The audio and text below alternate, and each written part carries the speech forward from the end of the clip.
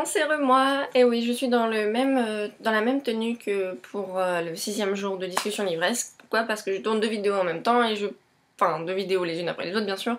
Et de toute façon vous les aurez le même jour, donc effectivement c'est pas le problème. Après tout, je vais pas changer d'habit pour faire une vidéo, ce serait complètement stupide. Donc je suis ici pour une vidéo spéciale, c'est un tag, yay!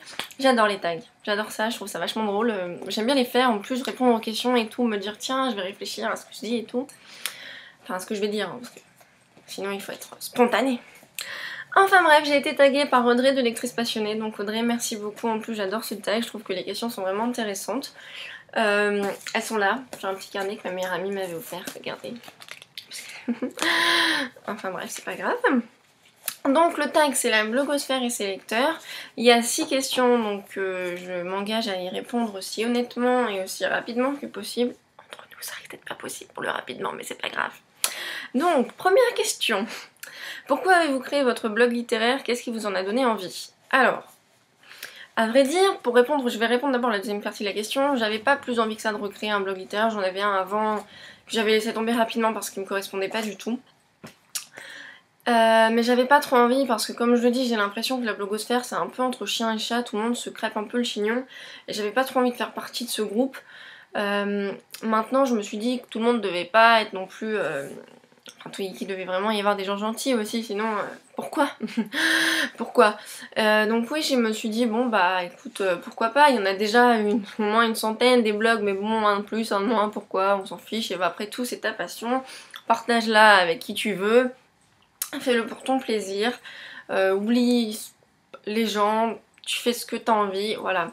Après, je l'avoue aussi, je vais être honnête avec vous, si je l'ai fait c'est parce que donc peut-être certains le savent ou certains le savent peut-être pas. J'aimerais poursuivre mes études dans l'édition et je me suis dit que sur mon CV ce serait pas mal que dans les maisons d'édition on constate que voilà j'ai envie de me mettre à fond sur cette passion et sur ce que j'ai envie de faire plus tard. Et en plus comme j'adore écrire, parce que c'est aussi quelque chose que j'aimerais plus tard, mais bon... comme je suis un peu paresseuse, quand je me mets à écrire, si après j'arrête, et ben le lendemain j'ai plus envie, puisque je me dis que ce que j'ai fait c'est de la merde. Et je me suis dit, bah, comme j'adore écrire et que j'arrive pas forcément à écrire mes propres histoires, et bah j'allais écrire sur les livres que j'adorais, ou pas d'ailleurs, et que du coup, bah, ce serait un exercice aussi très bon pour moi. Et donc voilà, c'est ce qui m'a amené sur la blogosphère, ce qui m'a donné envie. Et je ne regrette pas. Voilà. Ensuite, tous vos proches savent-ils que vous partagez votre passion sur la toile? Oui, enfin, je veux dire, à partir du moment où je partage mes articles en plus sur Facebook, même les gens qui sont pas forcément très proches de moi doivent le savoir. Je m'en fiche complètement, c'est quelque chose que j'ai envie de faire et voilà, les gens le savent, le sachent pas, je m'en fiche, tant mieux, tant pis pour eux, enfin voilà, moi je partage. J'ai pas, enfin en fait cette question, oui ils le savent, enfin je veux dire pourquoi ils le sauraient pas. Voilà, ce qui nous amène d'ailleurs à la question 3. Si oui, comment ont-ils réagi en l'apprenant? Et en fait, si non, pourquoi avez-vous peur de le dire? Bah évidemment, moi c'est si oui. Sinon, je veux dire, pourquoi j'aurais peur de dire? Enfin, après, effectivement, peut-être que certains peuvent ne pas comprendre pourquoi j'écris ça sur la toile. Enfin, si j'écris des chroniques ou je fais des vidéos YouTube, je sais pas, peut-être que certains comprendront pas, mais après, c'est tant pis pour eux. Moi, je veux dire, je fais ce que je veux, j'ai 18 ans, enfin, j'ai 18 ans. Je suis majeure et vaccinée, autant pour moi. Non, j'en ai 20. Hein. Et je me mets sur mes 21 d'ailleurs. Enfin bref, c'est pas grave. Donc si oui, comment ont-ils réagi en l'apprenant? Ma mère était très contente pour moi, mon copain aussi, ma tante, tout ça. Mon père était moins chaud, surtout pour les vidéos, parce que bon, il considère que si je monte mes maisons sur YouTube, ça va pas aller. Donc bon, bref, c'est pas grave. Je veux dire, je sais pas comment on pourrait reconnaître ma chambre au travers de Google Maps, hein, mais bon, c'est pas grave, on s'en fiche. Donc voilà, ils ont réagi, s'en fiche, ils sont contents pour moi si ça me plaît, et voilà. Qu'est-ce qui entraînerait la suppression de votre blog, chaîne YouTube ou page Facebook? Question à laquelle j'ai réfléchi. Je sais pas si je supprimerais mon blog s'il y avait un souci, mais c'est vrai que voilà, je pense que mon blog, et après chacun réagit de la façon dont il veut, mais pour moi mon blog malgré tout c'est pas ma priorité. Ma priorité ça reste quand même pour l'instant mes études, puisque bah, j'ai pas encore fini. Et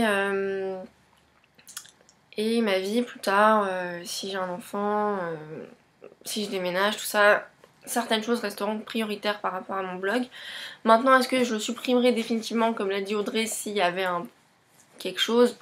Peut-être pas, parce que c'est quelque chose que j'aime beaucoup, donc je vois pas pourquoi pourquoi je le supprimerais définitivement. Autant que je mette en pause quelques temps, que je dise bon voilà, il y a ça, il y a ci, ceci, et que je le reprenne quand je me sens plus énergique, plus d'humeur, enfin bref, n'importe quoi.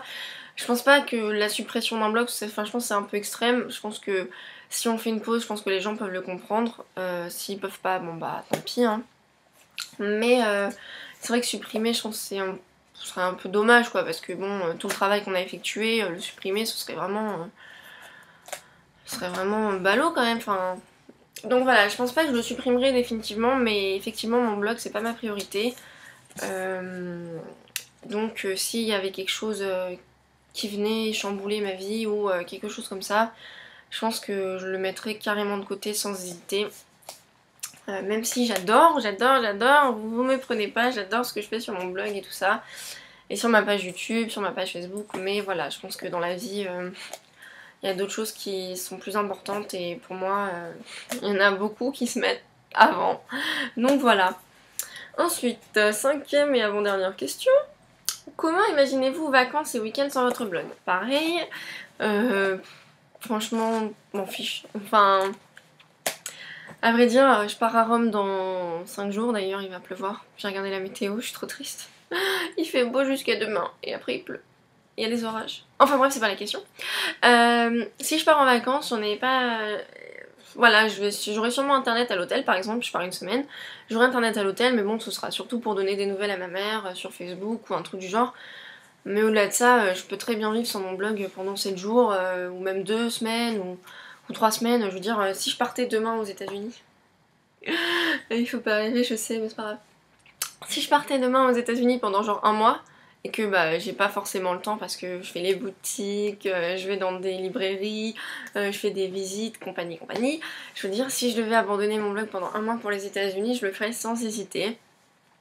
Et ça ne manquerait pas plus que ça parce que voilà, enfin, je pense qu'il faut aller à son rythme, on n'est pas... Enfin, je veux dire, un blog, c'est aussi pour soi-même, c'est pour les autres, pour partager, mais je pense que c'est aussi pour soi-même.